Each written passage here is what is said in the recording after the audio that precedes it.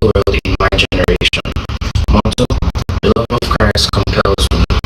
Pledge: loving the Lord Jesus, I promise to take an active part in the youth ministry of the church, doing what I can to help others, and to finish the work of the gospel in all the world. Song: Adventist youth are we, from every land and sea. Together we pray and work and play in happy harmony. We have a faith to share with others everywhere. A message of love from God above to show the world we care. Adventist youth, Adventist youth, Adventist youth.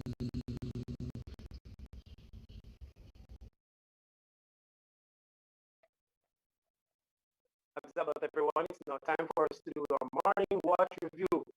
I'm going to invite my songbirds to sing with me. Songbirds, let's go. After 2, 1, 2.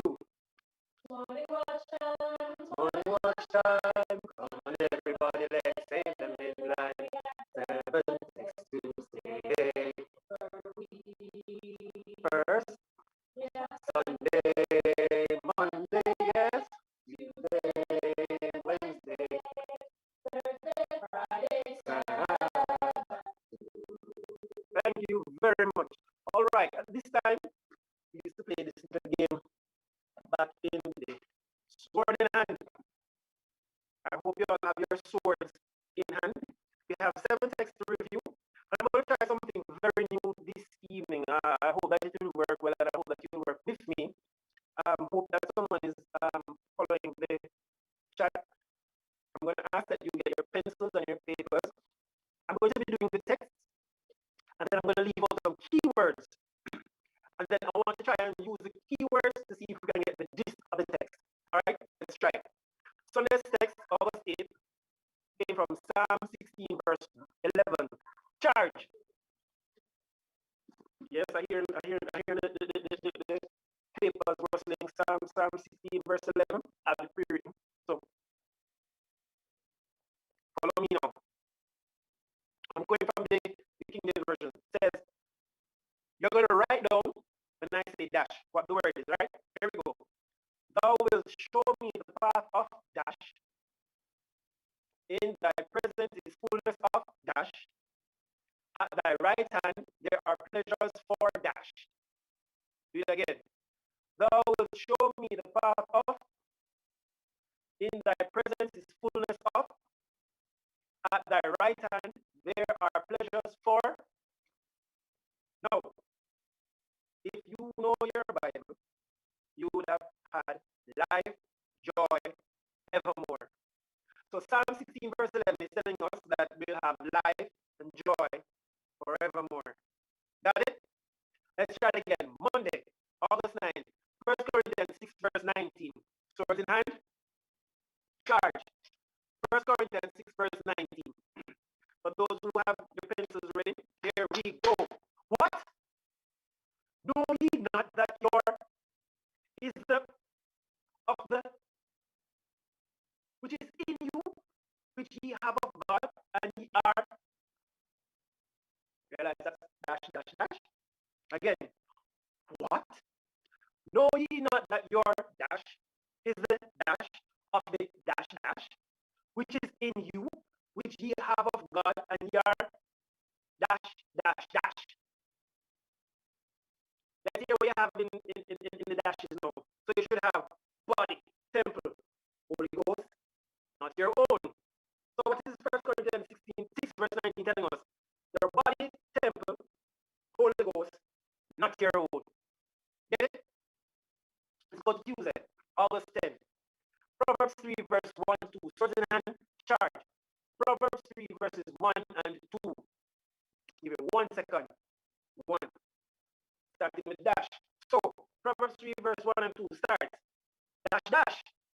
Forget not my law, but let thine heart dash, dash, dash. Verse 2. For dash, dash, dash, and dash, dash, and dash shall they add to thee. Well, again. Proverbs 3 verse 1 and 2. Come with me. It starts. Dash, dash. Forget not my law, but let thine heart dash, dash, dash. Verse 2. for dash dash dash and dash dash and dash shall they add to thee. What is it saying? Let's put the dashes together. My son, keep my commandments, length of days, long life, peace. Yeah? Sound like something, the general gist of that text. Yeah? Wednesday, August 11th. 1 Timothy 4, verse 8. Swords in hand, charge. 1 Timothy 4, verse 8. This one, the first part of this text, I found to be very interesting. I have never seen this text before. Woo! It says, for dash dash, dash dash, but dash dash dash, unto all things, having dash dash, the dash that now is, and of that which is dash dash. Yeah? Let's go again. For dash dash dash dash unto all things, having dash dash, the dash that now is, and of that which is dash dash. All right. So it's saying, reading the dashes, putting it together, bodily exercise profited little. Yeah, pause there for cause. Yeah. Godliness is profitable, promise of life to come. Yeah, put it together. Bodily exercise profited little. Godliness is profitable, promise of life to come. Right? I just put everything in there. But I'm going to take 1 second. It says, for bodily exercise profited little. Promise that. I was like, really? Yes, nice. But godliness is profitable. In context, people. In context. In context. Yes. Moving right along. I'm not going to supplement.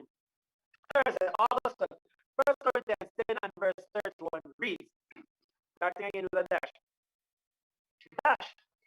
Therefore ye dash, or dash, or whatever ye dash, dash dash, to 1 Peter 2 verse 11.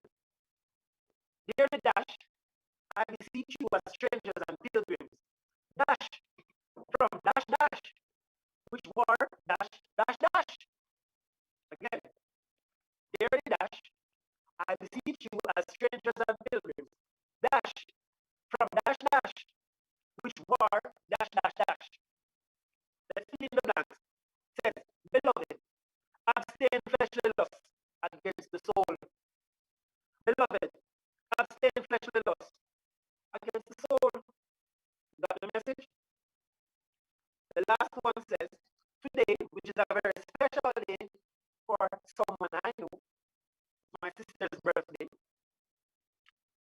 Genesis 2 verse 15 says, and the Lord dash took the man and dash dash into the dash dash dash to dress it unto dash dash. One last time. And the Lord dash took the man and dash dash into the dash dash dash to dress it unto dash dash. Let's put the dashes together now. God put him, Garden of Eden, keep it. Yes? So let's read the text from beginning. Sunday says, thou wilt show me the path of life. In thy presence is fullness of joy. At thy right hand there are pleasures forevermore. Monday says, what? Know ye not that your body is a temple of the Holy Ghost, which is in you, which ye have of God, and ye are not your own? Tuesday reminds us, my son, forget not my law, but let thine heart keep my commandments. For length of days and long life and peace shall they add to thee. Wednesday said, for bodily exercise profiteth little, but godliness is profitable unto all things, having promise of the life that is now and of that which is to come. Thursday told us, whether therefore ye eat or drink, or whatsoever you do, do all to the glory of God. Friday says, dearly beloved, I beseech you as strangers and pilgrims, abstain from fleshly lusts, which war against the soul. And today closes off with, and the Lord God took the man and put him into the Garden of Eden to dress it and to keep it. May God continue to bless and keep you as you continue in today's journey. Be blessed. Thank you very much.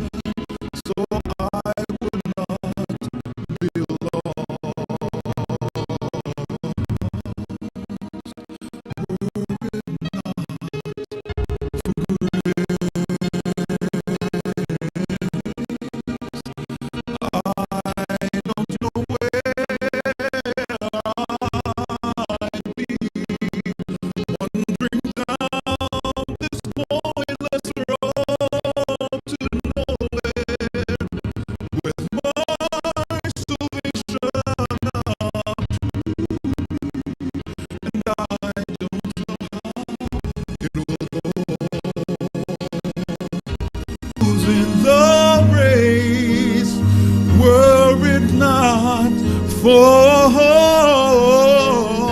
grace, forever running but losing the race.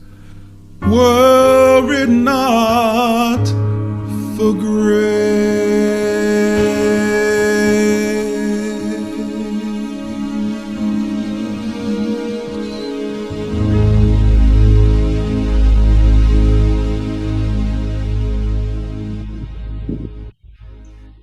Happy Sabbath, everyone. We've come to the final segment of our week-long set of services from the Family Life Department. This week we've been celebrating Family Togetherness Week. Our program this evening will be presented to us by Sister Julia Wong Brooks.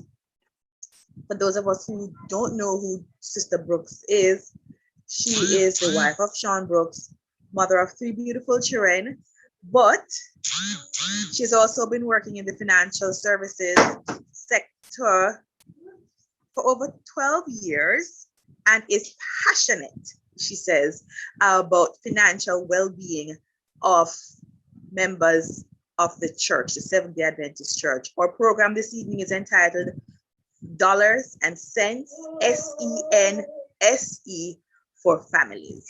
Julia, over to you.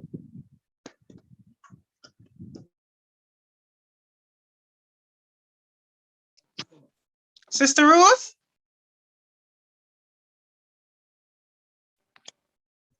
Yes, Julia, over to you. Yes, I all right, hold on. I got disconnected.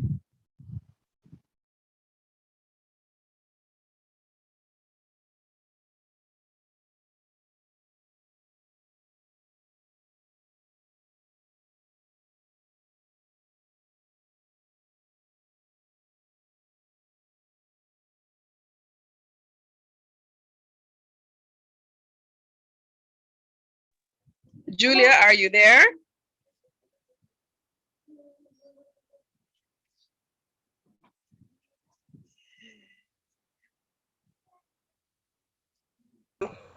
I'm with you. Fantastic. I love the sound of that. Yeah, I got disconnected a while ago. My apologies. So sorry for that. All right. So this afternoon we're going to be looking at finances. This is an area that I'm very passionate about, as you know. And in a bit I'll be sharing my screen, but I just wanted to speak a little bit before we go straight into the meat of the matter. So I must say thank you to the team for inviting me to share with you. Thank you, Sister Ruth. Thank you to the Family Life team. I've been blessed by the thought-provoking sessions that we've been having all week. And I really just want to, this afternoon, talk about another topic that has been critical. And I would want to beg that it is one of those very, very important topics that we ought to be discussing as a church and as a church family and as God's family. So this afternoon, I did mention that we are going to be looking at a very important topic: dollars and cents in the family. So when I heard the topic that Auntie Ruth shared with us, I said to myself, this is so fitting for a session to close out Family Togetherness Week. And that is so because I don't know if you know, but the stats on divorce with respect to the reasons for divorce and where money management and financial management ranks is very, very astonishing. And I just really want us to get a handle of it, understand what it is, understand what we're looking at, and see how best we can have some good takeaways this afternoon, because I'm all about practical ways in which we can address these issues that we have. I remember when Auntie Ruth asked the question, I remember when Auntie Ruth asked the question about what are those things that are affecting the family, and I thought about this particular topic, and I thought about the statistics that I've heard around divorce. And if you Google the top 10 reasons for divorce, number one is infidelity. And guess what number two is? I'm sure a lot of you are saying it. Number two is, yes, finances. The issue of finances, managing finances, and or I guess the lack thereof. And so we make this vow before God when we get married, for those of us who are married. And for those who are looking to be married, because this is AY, I know we have a lot of young people on board. For those who are looking to be married, we make this vow before God and before our friends and family on that beautiful day. And we say, for richer, for poorer, right? And years down the line, what has happened? We're torn apart because of finances and problems and issues that we're having with our finances. Now, I just want to share something. I don't believe that money makes us happier. I really don't believe that. Money really makes you more of what you are. So if you are a happy person, um, you'll just be a happy person with money, yeah, with more money. If you're a miserable person, you'll just be a more miserable person with money, yeah. And if you are uh, a generous person, you will simply be a generous person with more money. You probably are even able to be more generous with your money. So we want to discuss those things this afternoon. But more so, I want us to get some practical examples, some practical tips, some takeaways. I want for everybody here to be able to take away one thing, if even one thing, that you can do in order to get your finances on track. And it's going to take time. It's not something that happens overnight. It's not something that you're going to be able to say, yeah, I can do that right away and everything will fall into place. No. But it is one foot in front of the other, one step after another. All right, let me just go ahead and see if I can get this up.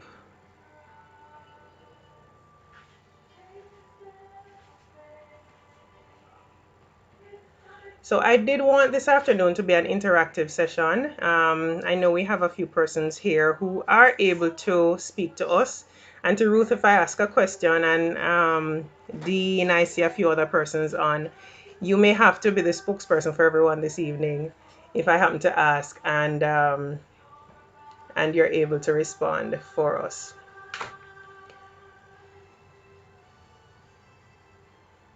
All right, it's coming.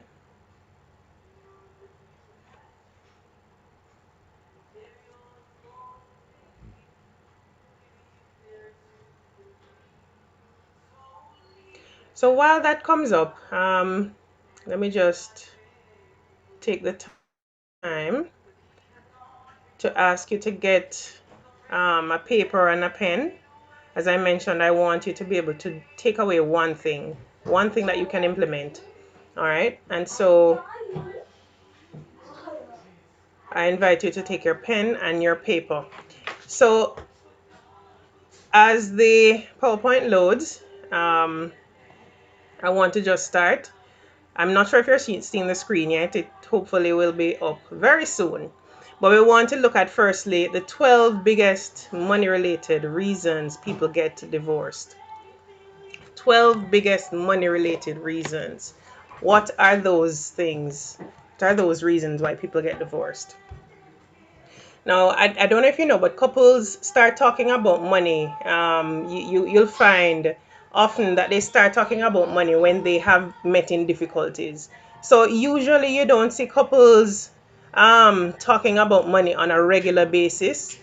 But what happens is when things start to get out of hand, when they've met in difficulties, when things are popping down, things start to go wrong, that is when you see everybody coming to the table and saying, hey, I didn't know that this is where we were. What happened? All these years I thought things were going well. What has happened?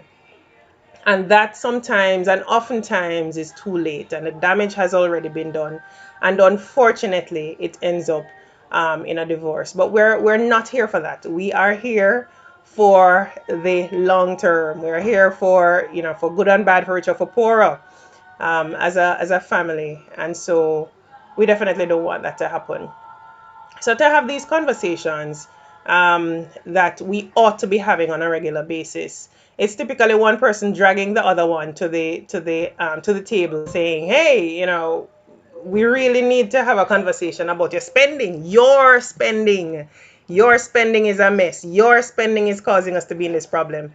And I've created this spreadsheet that will take us there, that spreadsheet that you will have to use so that we can get out of this problem. Usually that is what happens, because one party is upset and the other party believes that they are not to be blamed. So when you think about it, many many of us have never learned actually to manage our finances. Many of us are really just modeling what our parents do, right? Um, and most of us just need new models. We need new things, new persons to help us along the way, someone to talk to, a relative who has been there, done that, a couple who has gone through it all, someone who you believe you can talk to. That's really what we want to have. All right, so I'm still trying to get this thing up.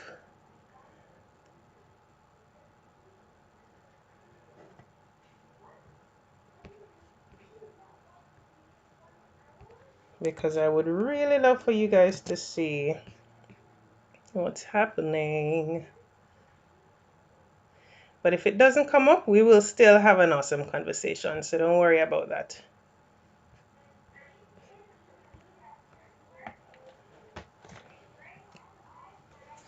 All right, so just grab your notepad, grab your pencil, grab your pen, because as I mentioned, we'll still have an awesome conversation.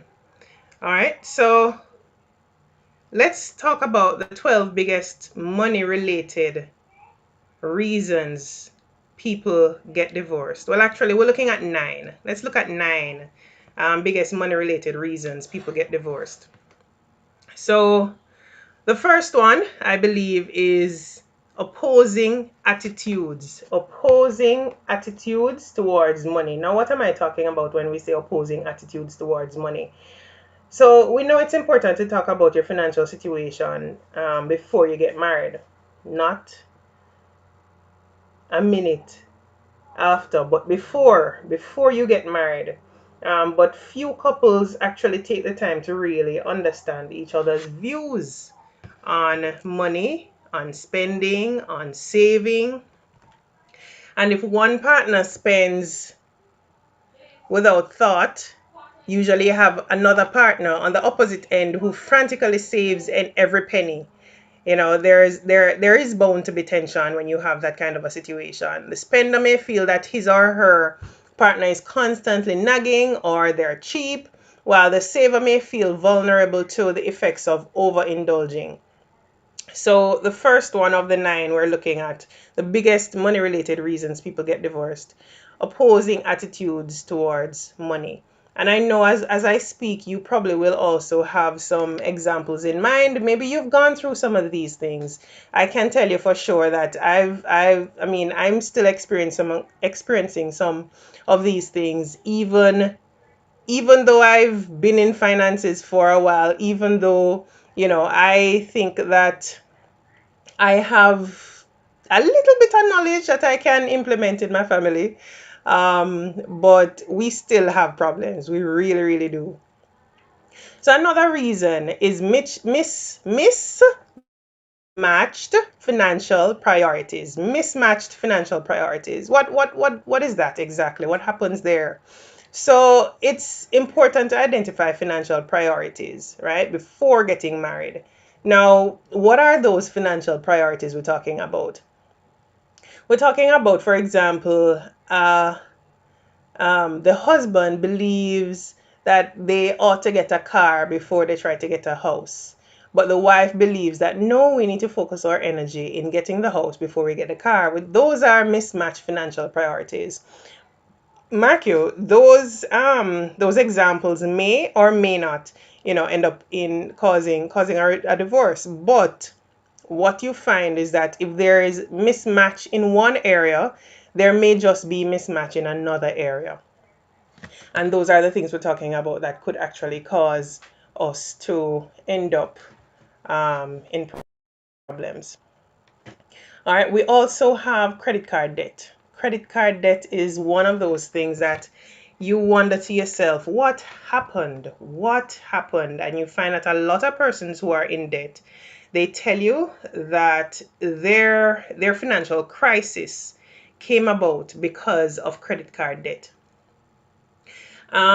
You I'm not sure how many of you would have had uh, an example or have heard a couple say that, I got the credit card, I was using it for a while, I just happened to overspend 1 month, and now I just can't find or figure out how to pay off the debt. I've had to be paying minimum payments on a monthly basis, and it's just climbing because when you make minimum payments, you have to you interest on that, and if you don't pay more than what the minimum payment is, then you're going to be the debt is really going to be going up on a monthly basis. So that is another reason, credit card debt. And credit card debt is very important to manage, because it's one of those debts that can really skyrocket very, very quickly because of the interest rate on credit cards. All right, so that's one that needs to be managed very, very carefully. But as I mentioned, we're going to be going into some tips. We may not be able to cover a lot of tips this afternoon, but as I shared with you, the survey that was done, we really want to use that survey, the results of the survey, to also build out programs for the church to enhance the financial literacy of our people, because we believe that we teach about many things. We teach about mental health. We teach about relationship health. We teach about you learn about things in order to advance in your career. I do believe that financial matters also ought to be taught about, and so that's why we're gonna be building out some programs for you. I mean, this could be in conjunction with the family life department, of course. We could also be looking at at teaming up with the education department. But I'm very, very, very passionate about the financial well-being and the financial literacy of our people. What other reason? What is another one of those reasons why people get divorced? Overextending their budgets, right? So when people get married and combine their incomes, they feel somewhat powerful. I remember when I just got married, and for those who are married, you recognize, especially if you have pooled funds, you recognize that you can do so much more together than you could do apart. And it tends to somewhat make you feel powerful. But what happens sometimes, in some cases, we make poor financial decisions because we believe that we are powerful. We feel like we have a lot more money now. It's combined, we can do so many things, and before you know it, you start making bad decisions and you start getting into debt. And before you know it, things start happening. There's a strain on the relationship, things start going down. And this happens to persons who earn um 50,000 per month, persons who earn 300,000 per month, persons who earn six-figure income per year. We're talking about everybody, right? And I think one of the biggest mistakes some people make in, for example, overextending their budgets is buying what you what I would term too much house. You bought a house that you are paying more than 50% of your income on, or you pay for the mortgage, you're paying 60% of your income on that house. That's too much house. So if I think the rule of thumb is no more than 25%. It's a little difficult in Jamaica because prices of houses are so high.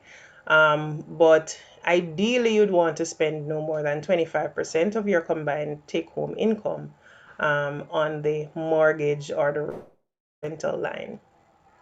All right, financial infidelity, and I'm going to go through the rest of them quickly. Financial infidelity, that is another reason why we have divorces. One other big money related reason we have divorce, financial infidelity. And just to share, just like you have infidelity in relationships, you also have financial infidelity, right? Which can have devastating consequences on the trust and the honesty in a relationship. And to Ruth, since you're on, you have to be my spokesperson, or Uncle Dean, or anybody else really who can just share what do you think is. Give me an example of financial infidelity, if you could.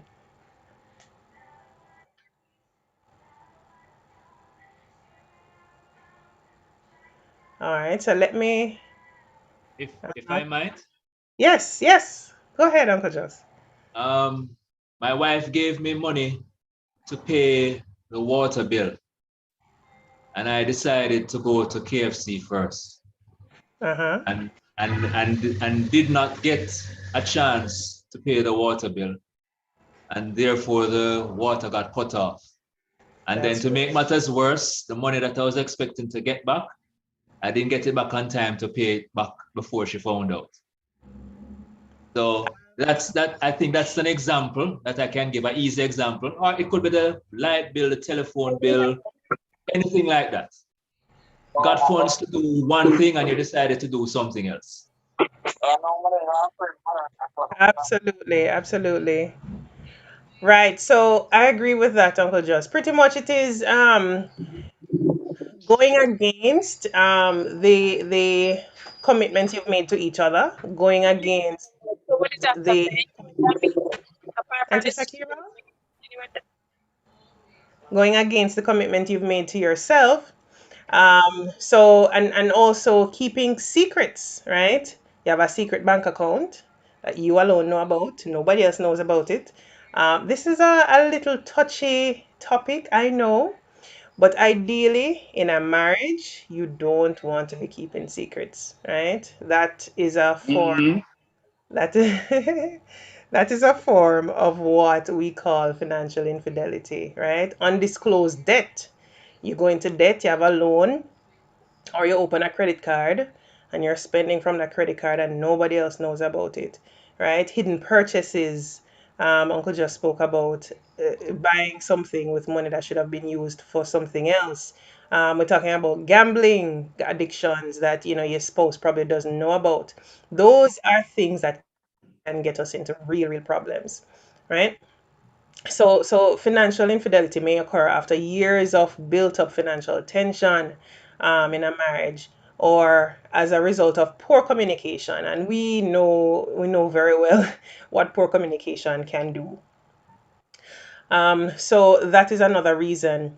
Unexpected major expenses, right? Another cause of divorce is stress, is stress and disagreement over major unexpected expenses. And some of those expenses come as a result of, for example, you having to care for an elderly relative. There are major medical emergencies. You have a major home repair. You have unplanned travel. Those things are major expenses that I would not want anyone to go into without looking at it together and coming to an agreement together. Child related expenses, those things can really put you in a bind. spending too much on the wedding. Young people, for those who are looking to get married, I know the wedding day is a big day. It is. It is a big day. I mean, it's the day you commit yourself to the person who you believe you'll be with for the rest of your life. But we can overspend, we can overspend on the wedding, and especially because we are looking to meet the expectations of the people around us, right? Our families, our friends, society at large, the church. We're trying to meet certain expectations, and people are looking on and saying, oh, look at this and look at that. So you don't want anybody to come to your wedding and criticize, so we tend to go all out on certain expenses, and that and I know many of you may have an example of somebody who might have gone into a marriage, and 6 months down the road they are divorced. And why are they divorced? Because they overspent on the wedding. You have people who are going into debt in order to pay for the expenses related to the wedding. And those are some things that you really have to look at very, very carefully. If you can afford the debt, I mean, it's not ideal, but at least you can pay it off. But there are persons who go into it just because they want a big wedding, and you can't necessarily pay it off. I would have shared with you an example of what I did, for what we did for our wedding. I won't go into much detail here, but essentially, you have people around you who love you. And what we did was, we had a small wedding, and two, we invited persons who we know. I mean, the persons who are gonna come, who are invited. We said, if you want to come, don't buy us any gift. We're asking that you use that money. If you were going to buy a gift, use that money to pay for the day pass to come to the wedding, right? And that I think helped us. Um, it's very unconventional, and persons may look at it and frown, but it's one way that we were able to, one, have the people that we wanted around us, and two, not have to um, spend a significant sum of money in order to try to please the people who are coming, because we really wanted it to be a small wedding. So that is an example of what you can do for your wedding. That's, as I said, one example. Some may like it, some may not like it. But my encouragement is that we do not spend too much on the wedding, on the big day. Not having premarital financial counseling, that's another reason. And I think that is self-explanatory. But just to share a little bit, when couples plan for their wedding, many couples have premarital counseling. Yes, we go to our pastor, and we have our counselor, and we have premarital counseling. We are also encouraged to have premarital financial counseling, not just counseling with respect to the relationship.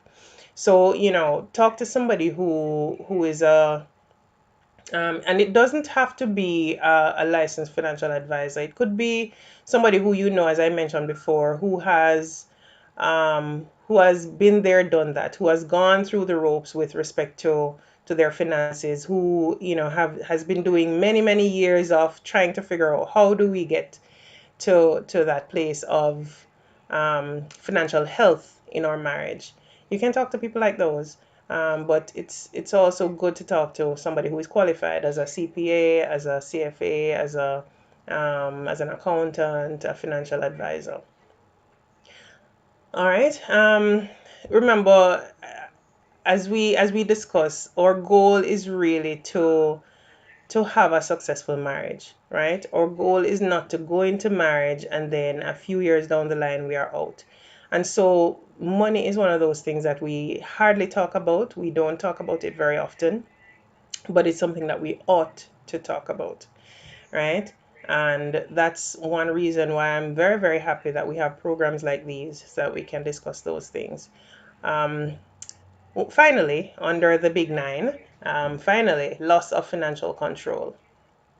So you find you have this very often in countries like Jamaica, not so much in first world. Well, I mean, you do have it right across the globe, but in countries like Jamaica, where you have sometimes one person being the breadwinner, and in some cases this is the husband and the wife is not.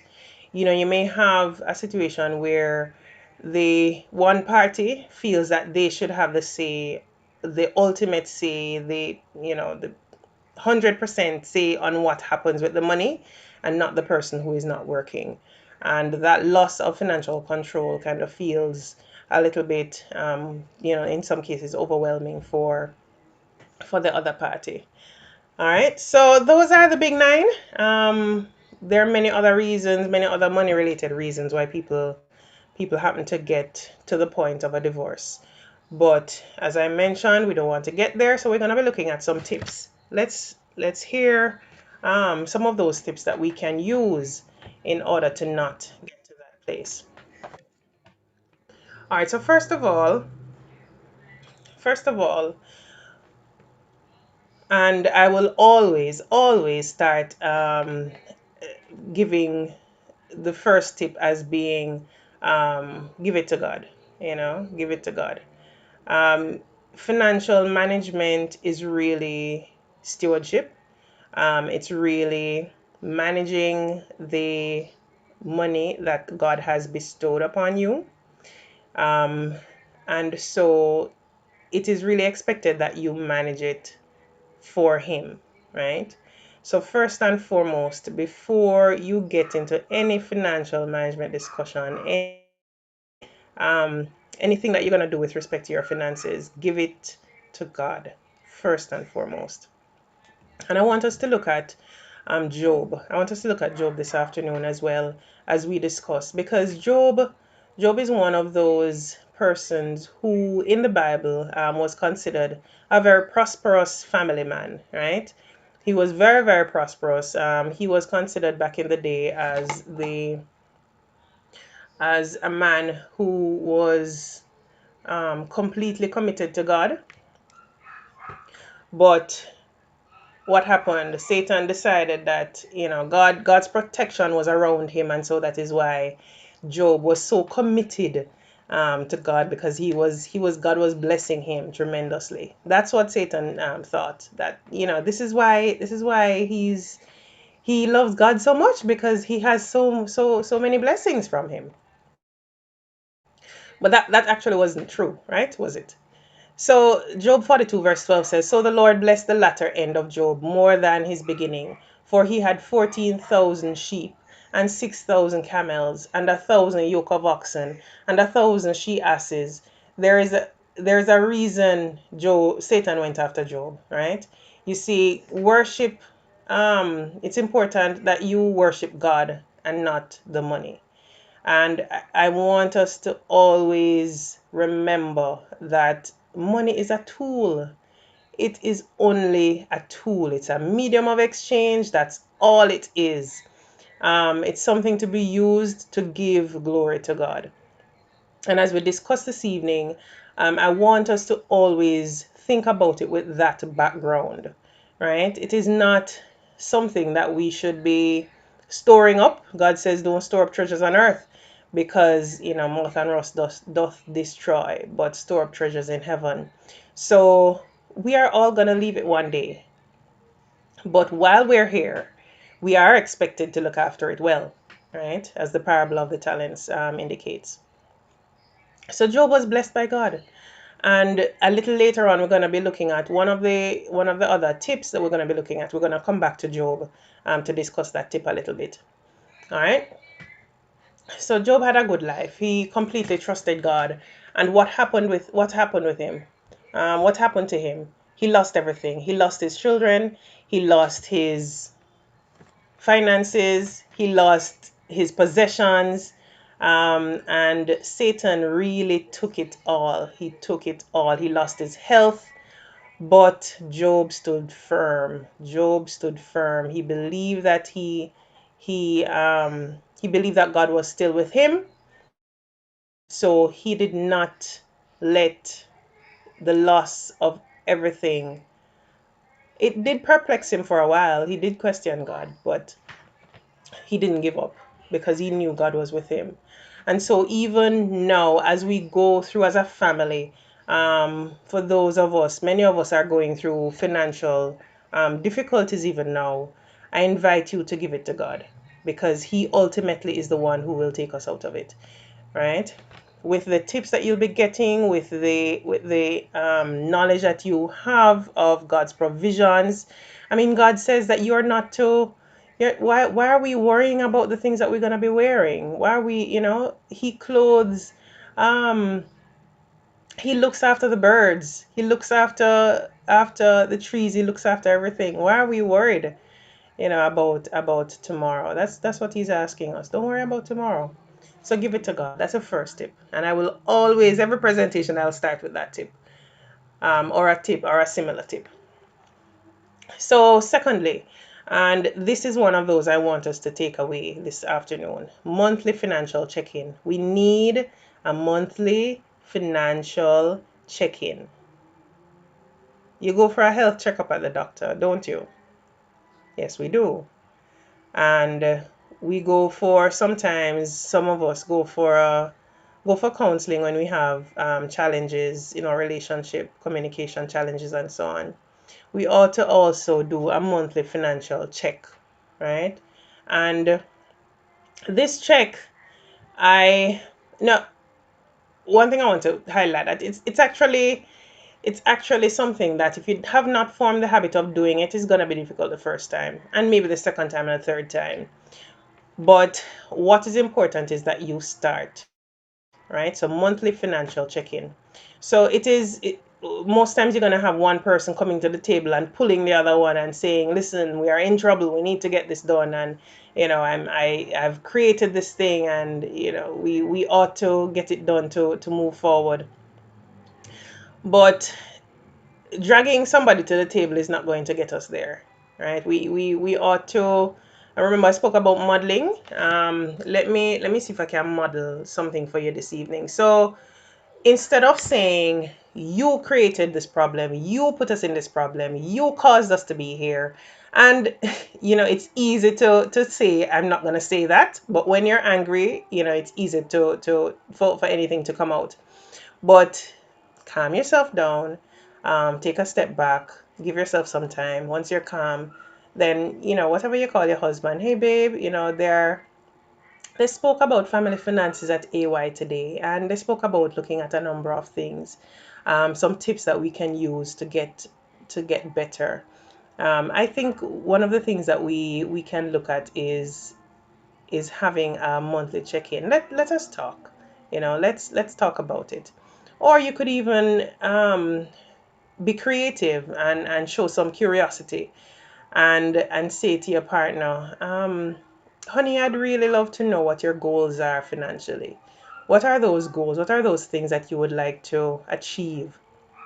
Help me to help you to help us, achieve those goals. Those are some creative ways of coming to the table, of helping your partner to come to that um, understanding that this is an important thing for you, and this is an important thing for the family. So let's not approach it with hostility and this idea of it being very um, taken in anger. Let us do it out of love, and because we want both of us to be better. Right. So in the monthly financial check-in, I want us to look at a number of things. One of the things I want us to take a very, very, very keen note of is net worth. This is one of the first things I want us to look at in when we're looking at the monthly financial check-in, in our check-in on a monthly basis. Now, what is net worth?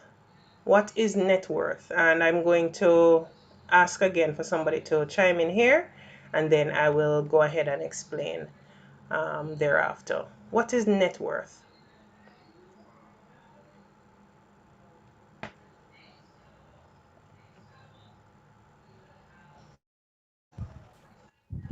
Okay. Oh, Well, okay. your net. All right, I think your net worth is what you have at your disposal at any time. It is when you take out your. It is when your expenditure or expenses are covered, or to put it another way, break it down to the monthly basis. It's when you take your income and you take out your expenses, what is left is your net worth. All right. So income and expense. So thank you, Anthony. Thank you so much. So yes, it is a subtraction between two things, but it's not quite your income and your expenses. It's actually the value of your. Uncle Justy wanted to say something. No, go ahead, since you answered. Okay, I see something in the chat. Right, Shanna. It's actually the Earlier, value of your assets minus your expenses. The value of your assets minus your expenses. All right. So in other words, your net worth is the figure you get when you add everything you own, right? So we're talking about the value of the home, the value of the cash in your bank account, and then and other things, and we subtract from that the value of all your debts, right? All your mortgage, your car loan, your student loan, your credit card debt, right? So that's your net worth. And if you think about, for example, some of the gentlemen on the well, gentlemen and women, female and male on the Forbes list, right? The Forbes list of richest people in the world. That measure, the measure they use to determine their ranking is net worth, right? So we're gonna talk a little bit about how we calculate net worth. But theoretically, your net worth is the value of cash you would have if you were to sell everything you own and pay off all your debts, right? So in some cases, this number is actually negative. I see something in the chat again. Net worth is the value of everything you own less the value of all your debts. Exactly, right. Right. So in some cases, this number is actually negative, which indicates that you carry more in liabilities than assets. And again, I want to talk to our young people. So persons usually, when you come out of school, you have a student loan, right? You have a student loan. You don't necessarily have much cash in the bank. You don't necessarily have a house, because most times if you're a student and you have a house, you might have inherited it. You don't necessarily have anything else of value that can be sold. And so your net worth is negative because you don't have much on the asset side, but you have a significant value on the liabilities side, right? Actually had a slide to show you on that, but what I can do is I can share that with you afterwards. So that is our net worth, and I want us to talk about our net worth when we come to the table on a monthly basis. So if there's anything you're going to write down this evening, if you only write down 2 things or 3 things, write 1. Take it to the Lord because He can help you, right? 2, um, have a monthly check-in. And 3, know your net worth. If you take nothing from this evening, I want you to take those 3. And net worth is I think it's pretty easy to calculate. And I don't want to say it's easy because I know how to. It is actually easy because what you're gonna do is you're going to take, for example, and I'm gonna use Job. So let's use Job as our example to calculate net worth this afternoon. All right, so Job in verse 2, um, verse 2 of Job. Let me see Job where. Somebody can search for it from me. So it says he had 7 sons and 3 daughters, and he owned 7,000 sheep, 3,000 camels, 500 yoke of oxen, 500 donkeys, 500 female donkeys actually. It said in the version that I was reading, and a very large number of servants. And it said Job was the greatest man on of all the people of the East. So we're gonna use Job's story to demonstrate net worth, right? So Job had 7,000 sheep. He would put the 7,000 sheep on the asset side. And what do those 7,000 sheep value? Now there's somebody who actually was trying to calculate the value for all the things that Job had. Um, and they indicated that in total his assets valued 500 and 500 and about 26 million US dollars if we were to convert it to today, right? So Job's net worth was significant. So we take the value of the camels. Let me see if I can find it. Right. So we take the value.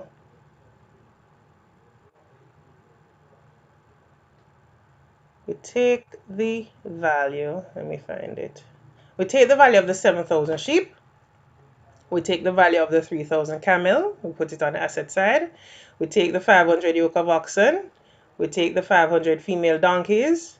And all of those have a value. And we put the value on the asset side. Right? If Job had any debt, so for example, if he borrowed from somebody to buy some of these donkeys or camels or land or whatever he had in his possession, if he borrowed money, he would put it on the liabilities side. And when you add up all the assets that he had, all the sheep, all the camel, all the yoke of oxen, the value of all of those, and you subtract the amount of money he would have borrowed, if he borrowed any, I don't see any evidence of him borrowing anything, then the net of the two, the difference between the two would have been his net worth, right? So that would be the value of Job in dollars. That is what they consider net worth, and so that is how they come up with the net worth of the persons on the Forbes list. So that is net worth. But why is it important for you to know your net worth? Because it actually speaks to your financial health, your financial situation, right? If you're in the negative, what that means is that whomever you owe, and the Bible speaks about the borrower being slave to the lender, whomever you owe can actually come and claim on you and say, hey, I need back my money, right? The bank can come and say, you have a loan, you have a loan here for $100,000. We need it now. Now, mark you, that doesn't happen very often, but there are instances where you have a situation where the bank just makes a claim on you in an instant, and usually that happens when you have a downturn in the market. For example, the financial crisis that occurred in 2008. You had instances like those where the bank would call them up and say, I need my money now, or I need my money in 30 days. So those things can cause financial strain. All right, so that's your net worth. If you have any questions about net worth, feel free to reach out to Sister Ruth, share them with her, or you can share them with me as well.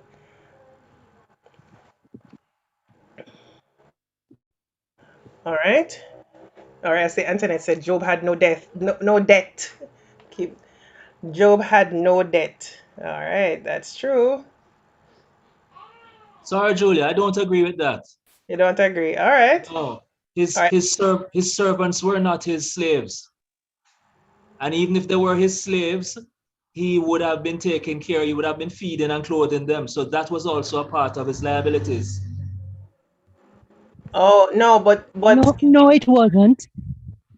all right, all right. Thank you so much. Thank you for the comments. But remember, liabilities is different from expenses.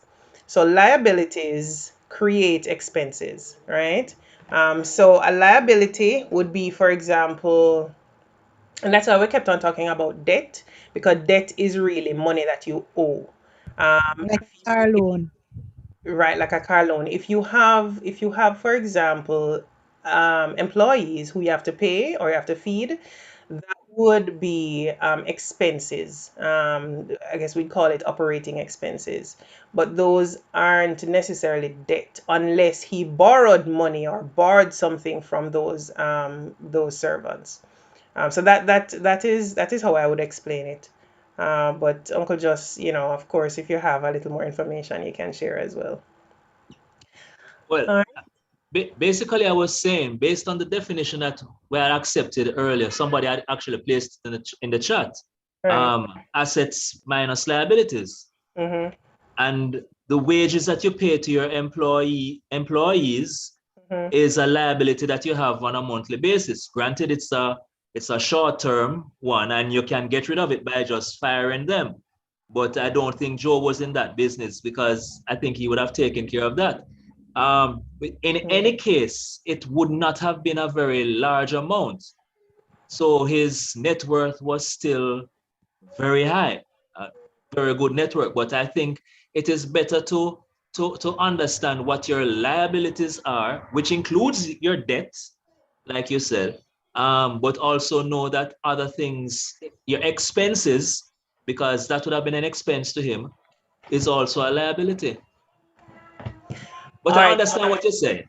Yeah. So thank you, Uncle Just. And I love when we have discussions like these as well, because it's important for us to understand the difference and understand the fact that we can use terms. Some terms can be used interchangeably, and I think oftentimes people use this term interchangeably, but your liabilities really are on the, and I don't want to get technical, I really don't, but the asset and liability are on the balance sheet, and what those do is those create what goes into the profit and loss, which is the income and expenses. All right, so in the true sense of the word, a liability is not, salary is not a liability in the true technical sense of the word. But as I mentioned, there are words that we use loosely, and liabilities may just be one of them that we use loosely to refer to our expenses. But thank you for that, Uncle Joss. And it's important for us to also note those things as well, because when we have, for example, discussions like these, persons may hear one thing and be confused, because they're saying, but why I'm never having liabilities when he had people to pay and so on. So that's really expenses, and not technically liabilities, but I understand that it can be construed as such. All right, so calculating your net worth. I just wanted to have a one pager. Uncle Dean, you wanted to share with us?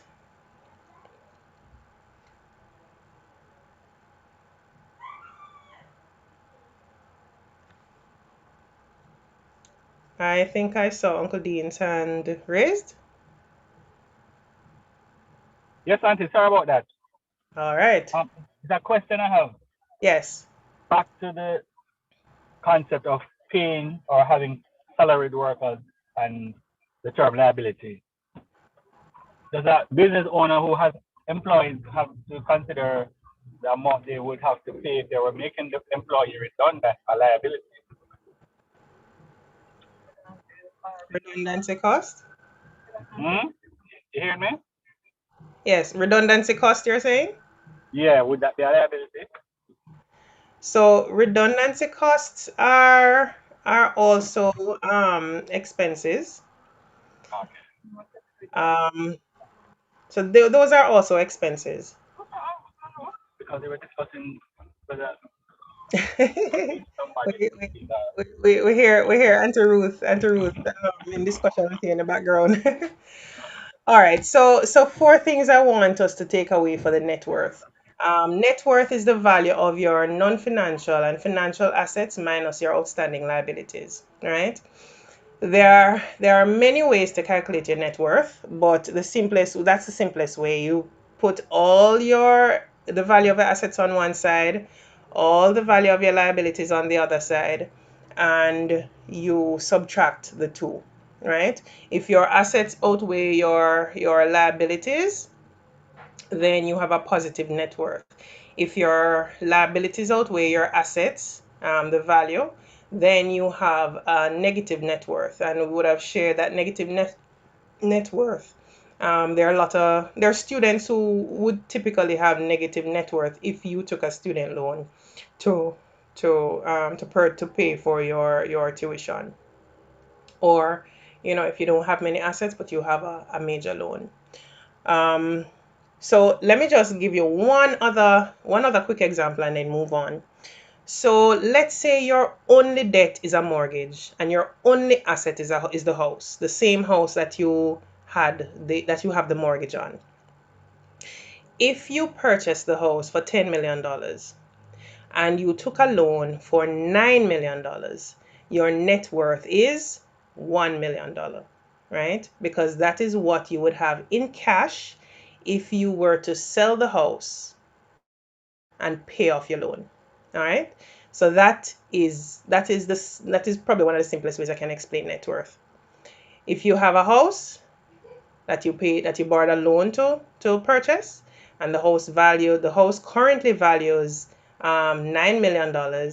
You got a loan for $9 million, which is usually unlikely because the bank doesn't usually stand 100%. You would usually have to pay up about 10% as deposit. But if the house value is 9 million and you borrowed 9 million to pay for the house, then your net worth is zero, right? So it's as simple as that. All right, so that is, I hope you're following. That is tip number 2, right? We're not going to go into, we don't have many more. We probably have about 2 more to go.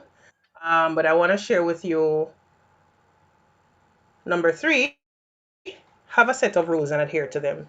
So as a family, as individuals or families, and I'm talking to everybody, every single person here, you have you have rules of life, right? You generally have rules of life that if abided by, if you follow those rules, you know that you're likely to be in a good place. You're likely um, to make it in a particular area if you follow those rules, right? Uh, one of the rules I think I need help with is, for example, waking up early. So when I know I have something urgent to do, something important to do, I'm up easily. But there are other times and I think it's a number of reasons. One is probably health related because I think I'm anemic. I don't think. I know I'm anemic. I've always been told that I can't give blood. When I go to donate blood, I've often been told I can't because I just don't have enough, what you call it, red blood cells and the Ruth.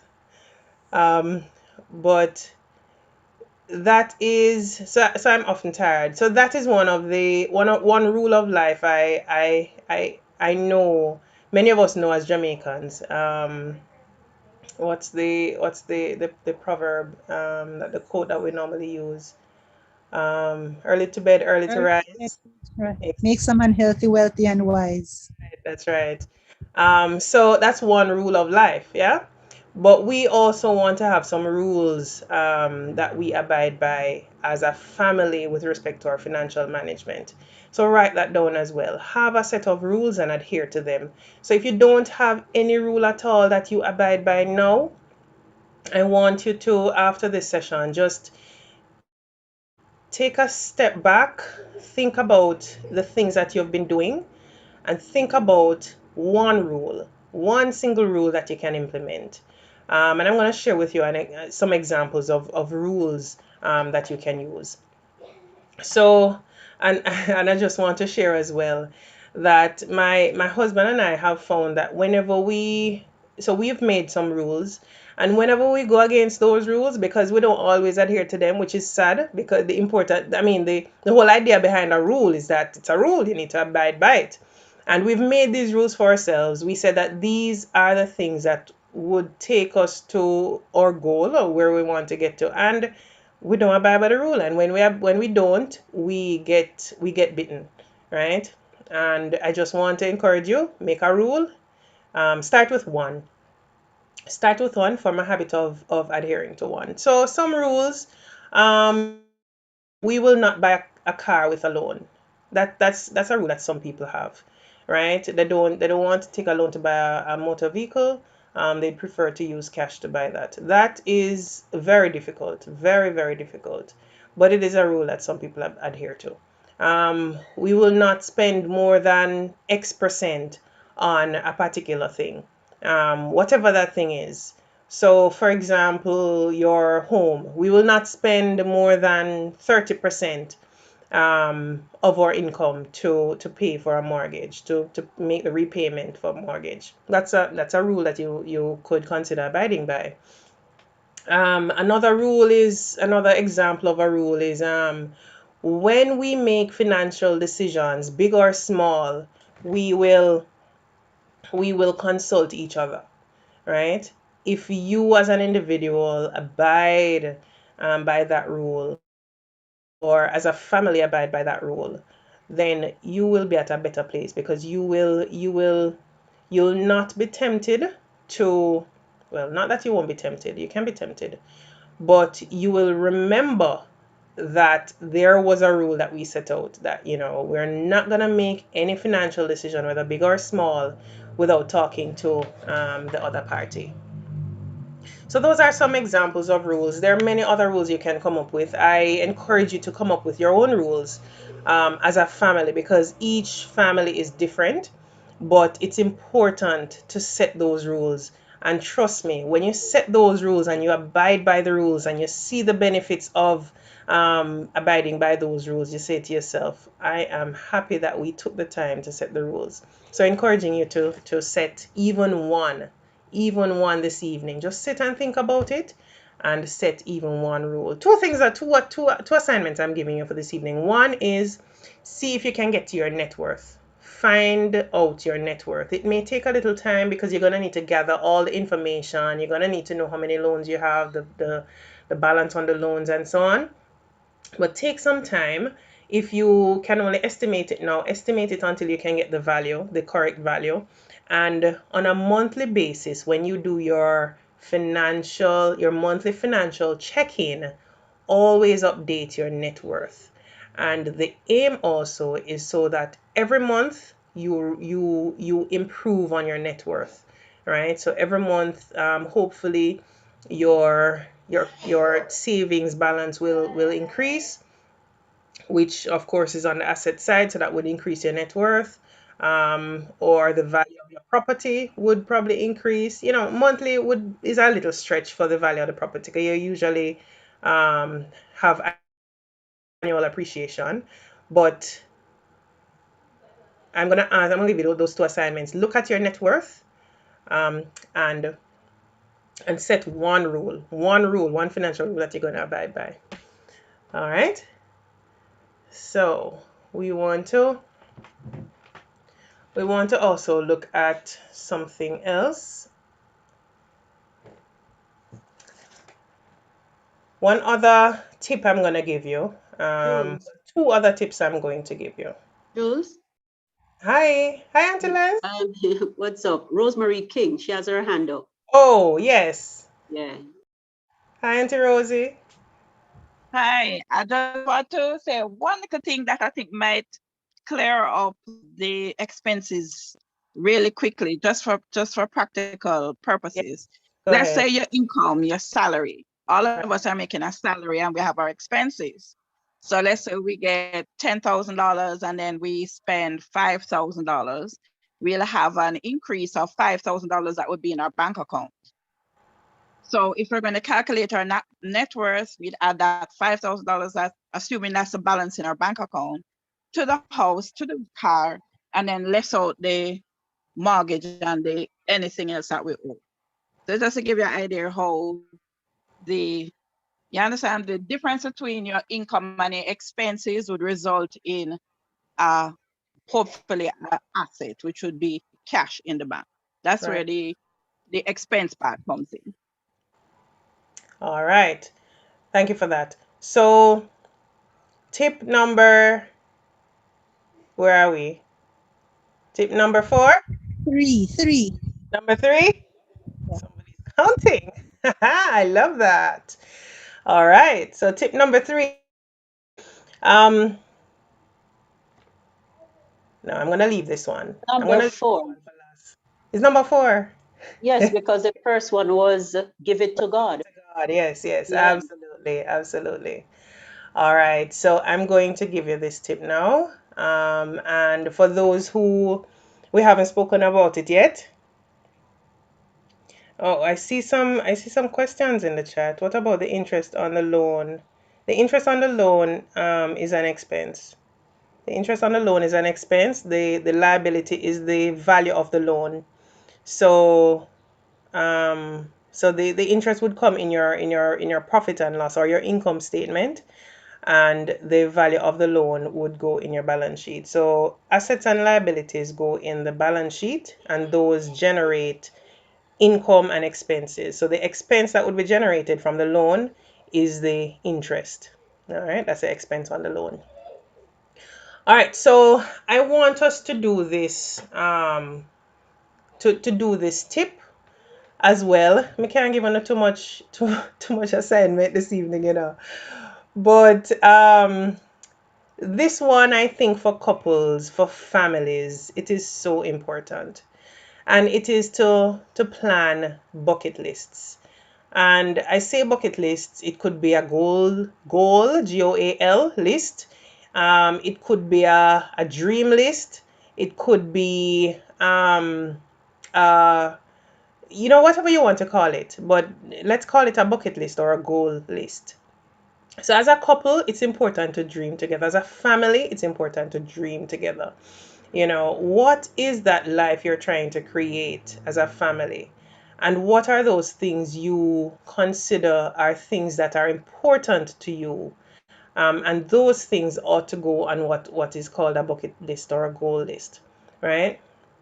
So I'm talking about things, for example, and for some it is as big as buying a jet, buying a plane, buying but for others of us, it is as simple as being able um to buy a nice gift for a mom, being able to help someone in need on a monthly basis, being able to, for some, if you were to stretch the goal to renovate or to build a house for your parents, it's those goals that get us to start thinking a little bit bigger and a little bit harder on where we are and where we actually want to get to.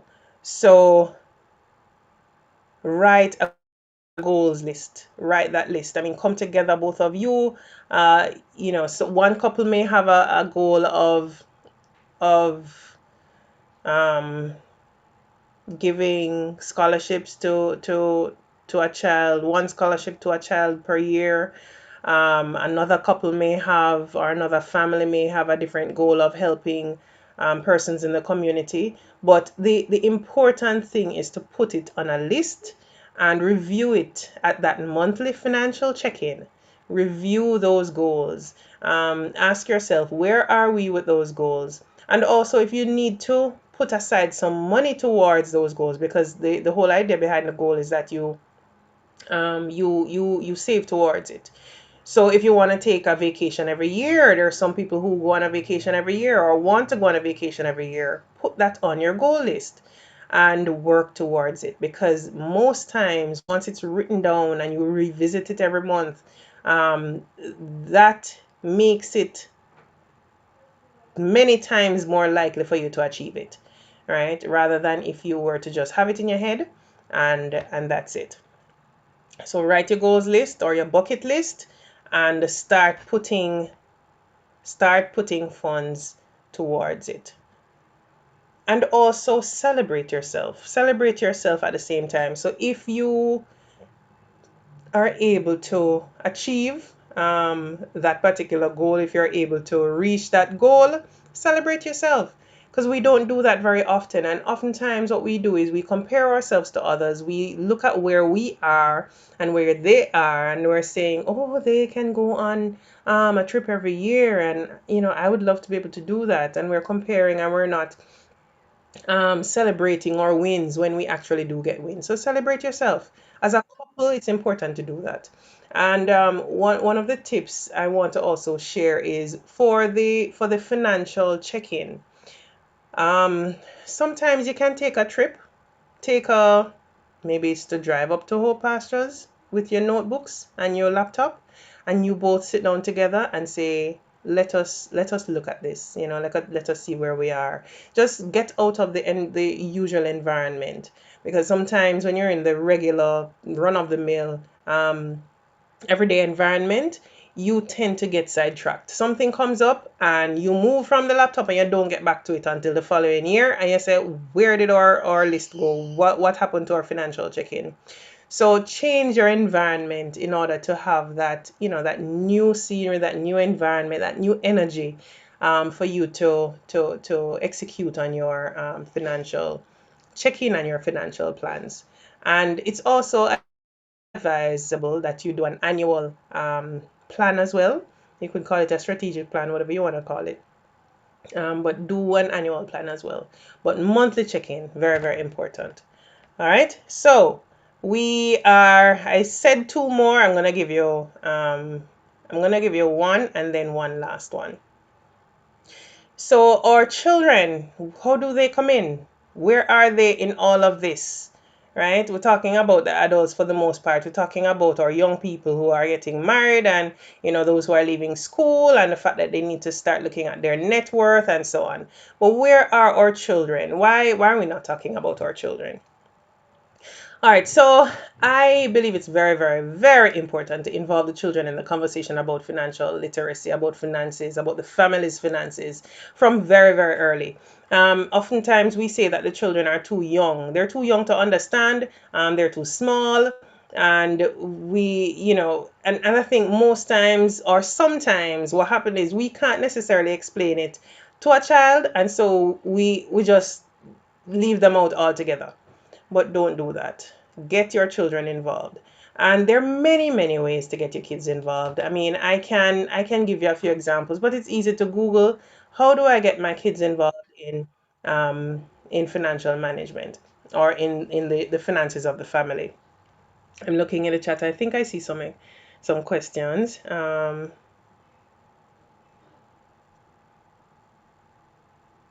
Okay, all right. Yes, thank you, Uncle Dean. That's the expense indeed. Um,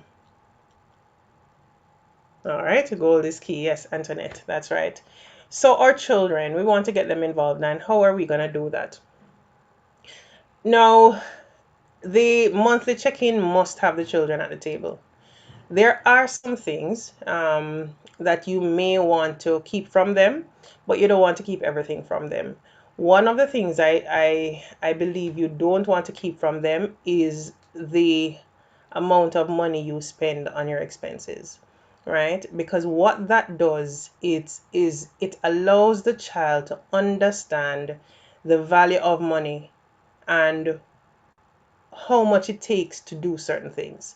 So, for example, um, the we went on a I went on a staff trip to a hotel in June. I went on a staff trip to a hotel in June, and I did not want I wanted to take my family. So we all went. And when we went there, the kids enjoyed themselves. Everything was fine. It was great. And hotel is a nice getaway where you don't have anything to do. You don't have to clean your room. I mean, quote unquote. You may make your bed and so on, but at least you can rest easy that there's somebody who is going to you're going to come back to the room, and the room is going to be nice and tidy, so you don't have to stress about doing that. It's a for us, especially mothers. It's a time to mothers and fathers. It's a time to relax, right? So you get to go to the hotel. You don't have to cook. You just go to the restaurant. So it was relaxing for me. It was fun for the kids. So when we got home, now the kids ate like crazy, but when we got home, there was very little food in the house for them to eat, because we were gonna be away, so we didn't want to buy up any food and leave. And when they got home, as I said, there was very little food. They're used to this whole heap of hotel, and they come back home and no food. So, so Jalen and I had a conversation. Jalen said, "Mommy, there's no food." And I said, "Yes, Jalen, I understand that." And then I don't know how it came up, but we started having a conversation about the cost of going to the hotel. And he said to me, "But mommy, you know what you should have done? You should have taken that money and bought 3 months worth of groceries for us." Because what I explained to him is that the cost of the hotel could have bought 3 months worth of groceries. So the point I'm trying to make here is that there are times when our kids, we do some things that we think are in the best interest of the children, right? So one, we want to take them on big trips and so on, but then is that really what they would value, you know? Because they came home, there's no food. He's saying, "Boy, I wish we never went. I wish you had bought the food with the money instead, you know?" So I'm saying that to say, have a conversation with them as well. Bring them to the table and ask them the questions. Ask them the pointed questions. Say, um, Ruth, in the case of Dean, um, Ruth and Dean, sorry, in the case of Joshua.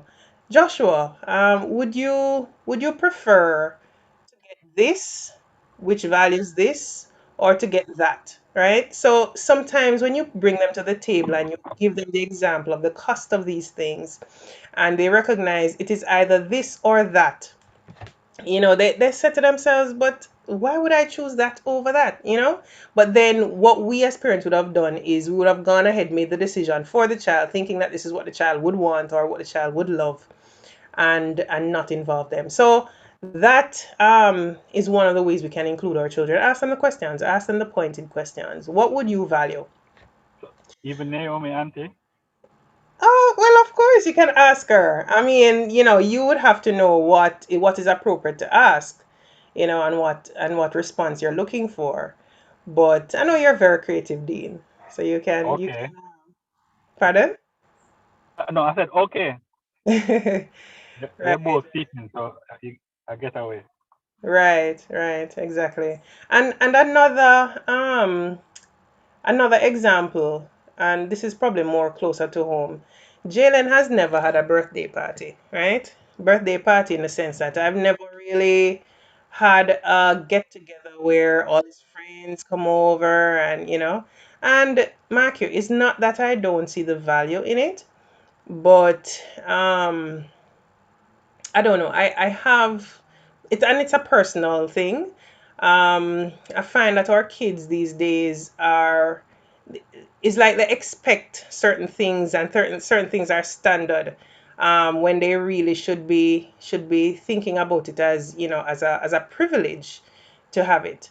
So a lot of, and I'm sure many parents can relate. A lot of children these days believe that, oh, a birthday party, there's no question I'm gonna have a birthday party.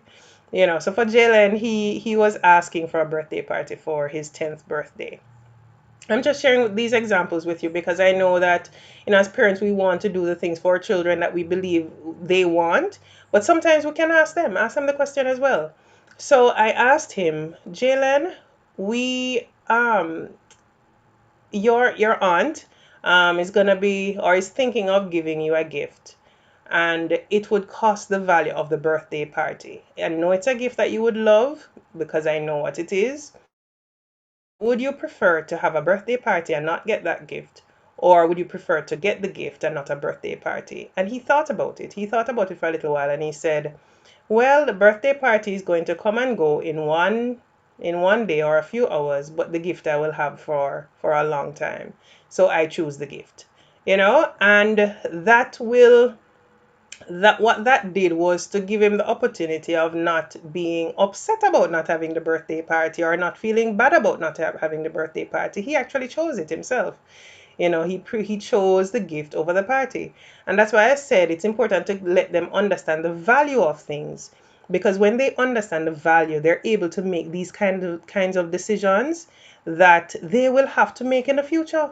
Many of us have to make a decision between buying one thing over another. Are we going to buy the car that values this, or do prefer to put the money towards a deposit for a home. We are having to make these decisions now, and so our children are no different. But put them in the picture from early, so that they can start making those decisions from early, and the earlier the better. Okay, I've talked and talked and talked, and is there one more? Yes, there's one more. One final thing that I want us to talk about, and then I close. Um, so there's a Chinese proverb that says, out of every crisis, there is an opportunity. Out of every crisis, there's an opportunity. And we'd want to say we're in a crisis now, right? The pandemic has done much damage to many incomes, much damage to many households, many families, and the stress on the families. And I mean, you think about Job, for example. Job was in a crisis. Job lost everything. So the Chinese proverb says, in every crisis, there's an opportunity. And I think if you think about Job, the opportunity Job got was to get closer to God, was to understand God at a deeper level, right? I'm sure if you talked to Job afterwards, he would say to you that I would not have had it any other way, because of the depth that he was able to go with God. And so I'm encouraging us not to waste the opportunity. Don't waste the crisis. This crisis has given us opportunities, and if you look for it, you will find it. They say what you look for, you'll find. So if you look for the disasters, if you look for the problems, if you look for the issues, if you look for the challenges, you will find them. You'll definitely find them. But if you look for the opportunities, you will also find them. There are many companies that were born out of the pandemic.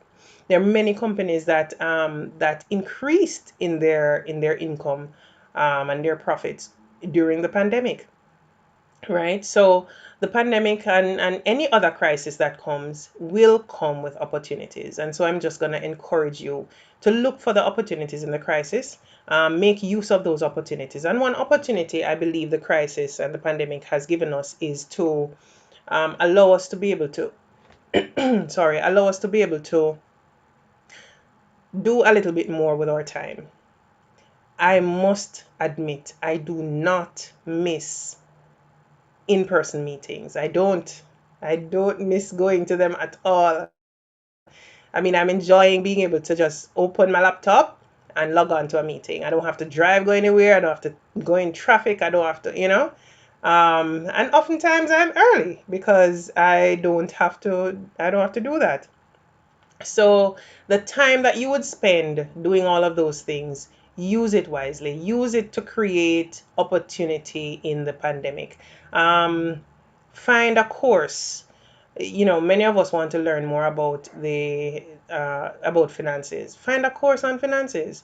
You want to study the Bible more, study more. You have the time. You have a little more time now.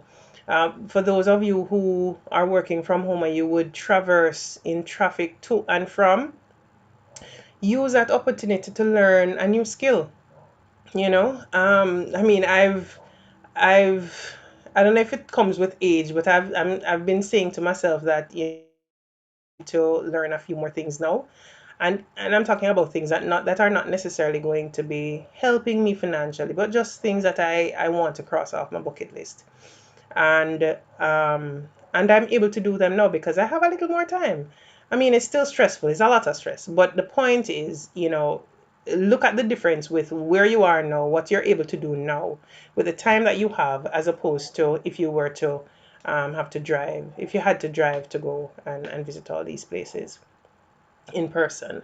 So make use of the crisis. Don't waste the crisis, because there are opportunities in crisis. I have come to the end of the presentation. I want to also highlight and thank you for responding to the survey. We have gotten a number of responses, and I just want to share a little bit of it with you, and also share with you that we're going to be using these responses, as I mentioned, to build out programs for the church that we can help in improving the financial literacy of our people. So what I notice is that there are 7. So we got, let me refresh this and see if we got any more. So we got quite a number of responses, and I say thank you very much. Thank you, Auntie Ruth, for sharing it with them more than once. All right, so it's loading. We got 30 responses. 30 responses, and I really appreciate that. The survey is still open. It will still be open. If you haven't done it yet, still go ahead and do it. It's anonymous, and it gives us an opportunity to know where we are as a church in terms of financial literacy and the programs that we can build out in order to help all of us to get better in that area. So 60% of us say we have learned how to manage our money in a physical classroom setting or online class or seminar or webinar. 60% of persons said we have learned. You have learned that. So there's a 40% who has never learned of how to manage your money in a classroom setting or from a teacher. Right, so we will definitely build programs around teaching financial literacy. Have you heard of or learned about the following terms? And quite a number of us, when I look at the chart, most persons have heard these terms and are able to explain them. I think the one with the largest number, not knowing or being able to explain, is compound interest, and let me see the other one. All right, I see commercial bank as being one of them, compound interest, and another big one was diversification. So those things we can look at. All right, and we will definitely be building out the programs for that. So again, I say thank you. I see most persons say they are not comfortable. So 70% say they are not comfortable with how they manage their finances. And a session like this afternoon should help with that. Just ensure that you execute, because if you don't act on the things that you're given to do, then that is where the problem lies. So act, and if you need help, ask for help. And then, of course, everybody believes that knowing the financial state and talking about the financial state of your family is very important. I just want to thank you again. I'm sorry for taking you so far, so long, but I do hope you garnered some important tips and gained some amount of knowledge, and you are able to act on what was learned. Take away one thing, if it's even one thing. All right, and I just want to close by saying that Matthew 6 verse 25 says, "Therefore I tell you, be not anxious about your life, what you will eat or what you will drink, nor about your body, what you will put on. Is not life more than food, and the body more than clothing?" And I'm sure if I were to tell all of you, or ask the question, if I were to give you $1 million today, or not have you, if the choice was you wake up tomorrow, or I give you $1 million today and you don't wake up tomorrow, I'm sure the choice would have been to wake up. You would forego the $1 million to wake up tomorrow. So every day you wake up is an opportunity. It's an opportunity to be better. It's an opportunity to learn. It's an opportunity to grow. It's an opportunity to help someone along the way. So I hope that we all are encouraged, and we all will take what we've learned and execute. Thank you, everyone.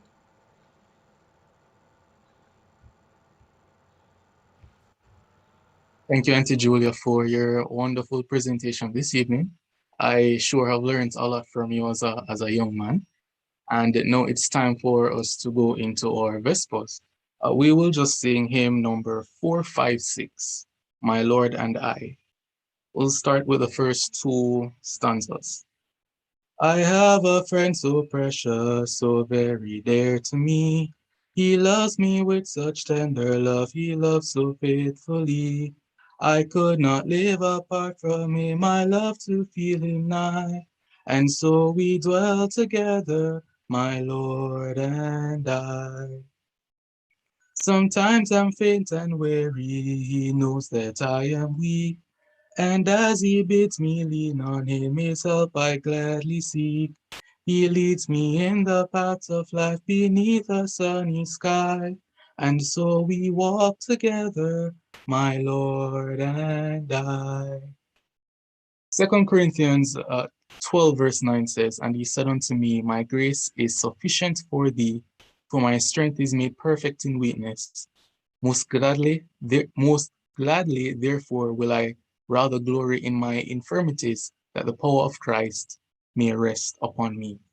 Now, there's a story about an elderly Chinese woman, and she had two large pots, two nice, large, colorfully created pots, and she had them on a pole, which she brought with her when she goes to the river to catch some water.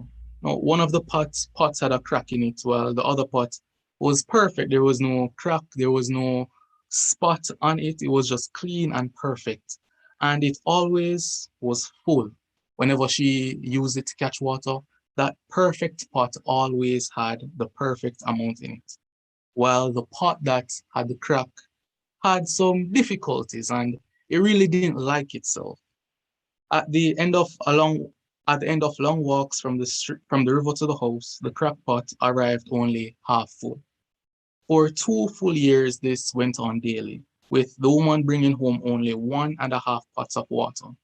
Now, of course, the perfect pot was proud of its accomplishment, felt as though he was doing his right work, that he was following his master's command. But the poor cracked pot was ashamed of its own imperfection and miserable that it could only do half of what it had been made to do. Now, after 2 years of what it perceived to be bitter failure, it spoke to the woman one day by the river and said, I'm ashamed of myself because this crack in my side causes water to leak out all the way back to your house. The old woman smiled, laughed, turned to the pot, and said joyfully, Did you notice that there are flowers on your side of the path, but not on the other pot side? That's because I've always known about your flaw. So I planted flower seeds on your side of the path, and every day while we walk back, you water them. For 2 years, I've been able to pick these beautiful flowers and decorate the table. Without you being just the way you are, there would not be this beauty to grace the house. You see, this little story that I found, it really summarizes our lives. We have many imperfections. Many of us lie often, we steal, we break God's command. Sometimes on the Sabbath, we do things that we're not supposed to do. And while we see ourselves as imperfect, and at other times we look at others and see how they are acting right and in how they are striving to achieve God's perfection, we always look at ourselves and we wonder what might have been, why these bad things are happening to me, why am I so filled with flaws? But Jesus did something miraculous for us. He died on the cross for our sins. And so he allows us to have eternal life. He sees that we have flaws. He sees that these flaws can take us away from his purpose in our lives. But what he does something miraculous. He gives us his strength, that while we're weak in some areas, while we may be weak in praying each morning when we get up out of bed, while we may be weak in witnessing for him, he puts things in our way to allow us to fulfill our true potential. And so while we may think that we have various flaws and it may affect us as Christians, Jesus himself has put measures in place for us to be successful. And as you go throughout the week and throughout the remaining portions of your life, if you feel as though there are things put in your way to make you fail, to make you feel a way that when you look at other Christians, you say, why am I not like this person? Just remember that God has indeed a plan for you, that through his strength, your weaknesses may just go away, that you can be as strong as Christ in your daily walk.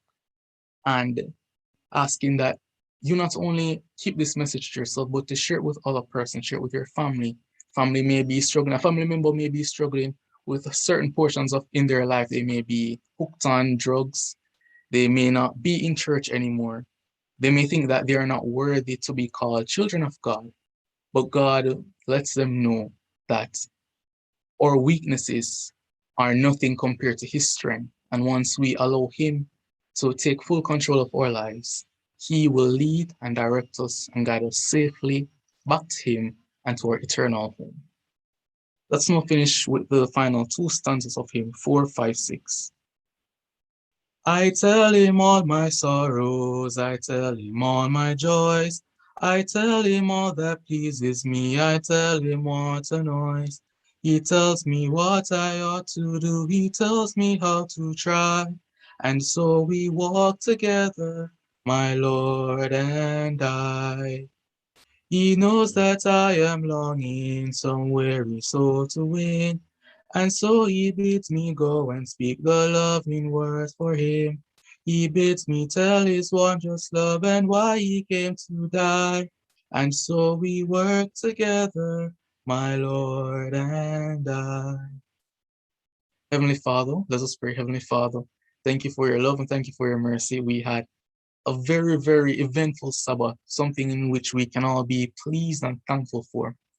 Lord, we may be struggling with certain areas in our Christian walk. There are things that we should do, but we aren't doing them necessarily well, or we're not doing them at all. And we may be weak in certain areas, and we may give into temptation very easily. But Lord, allow us to find your strength, to put our all in you, to make your strength be our strength, to make your will be our will for our lives, so that wherever we go, whatever we do, we can become successful, we can be true children of yours and heirs to your eternal kingdom. Lord, let us not look at what other persons may do. Yes, we may see someone who is practicing, who is living the right way, oh Lord. But allow us to focus on ourselves and our relationship with you, because it is only through you we can be saved. And Lord, be with each and every single person here who is watching on Zoom or on YouTube. Allow them to have a good night's rest and an amazing start to next week. I pray this in the name of Jesus Christ. Amen.